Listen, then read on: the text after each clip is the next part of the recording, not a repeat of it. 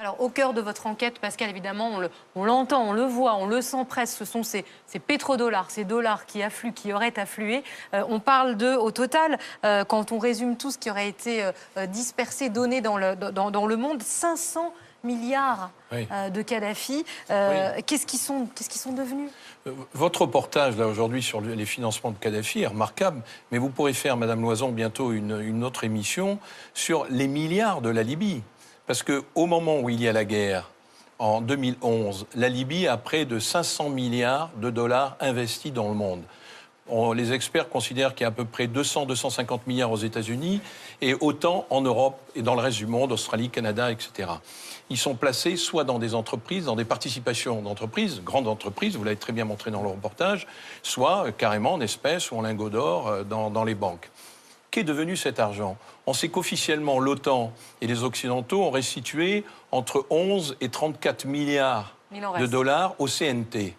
Donc les 500 milliards dont on parle, et je ne parle pas des 50 milliards investis à travers le LAP sur le continent africain, mais où est cet argent? Donc les banques et les États qui ont fait la guerre, la France, les États-Unis, la Grande-Bretagne, savent très bien où est cet argent. Donc qu'est devenu cet argent? Pourquoi est-il encore gelé? S'il a été dégelé, où est-il? Voilà. Un exemple à Paris, il y a pas mal d'immeubles qui appartiennent à la Libye et ça représente un capital d'1 milliard d'euros. Dans la FNAC? Dans la FNAC.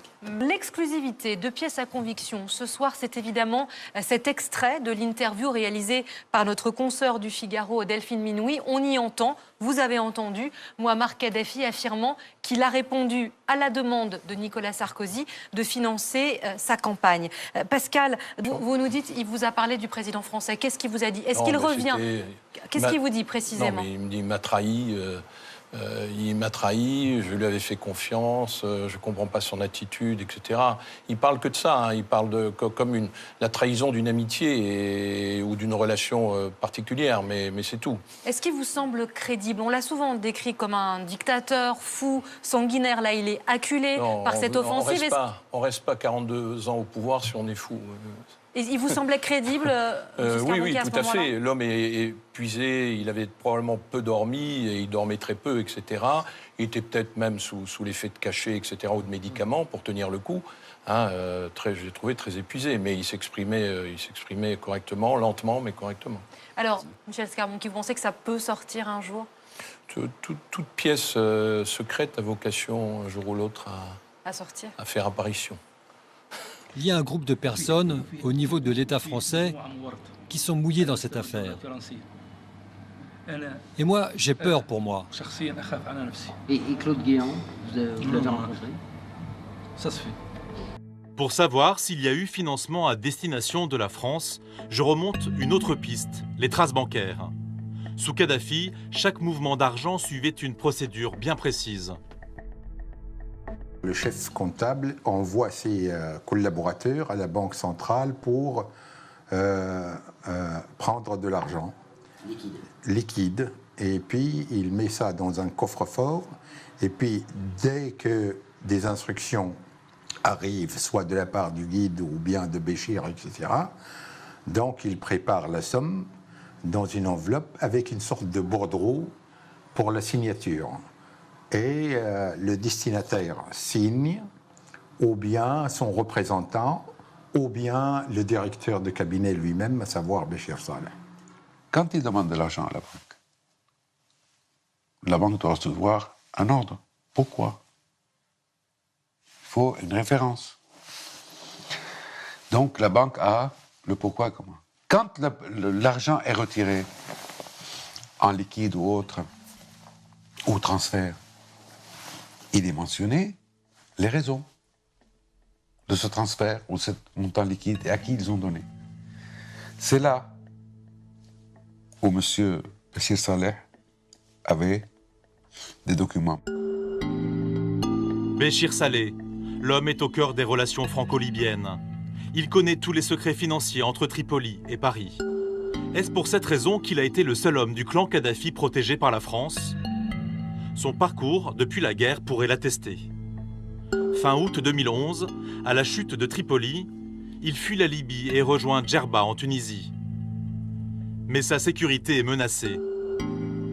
Selon Ziad Takieddine, il est exfiltré avec l'aide discrète des autorités françaises.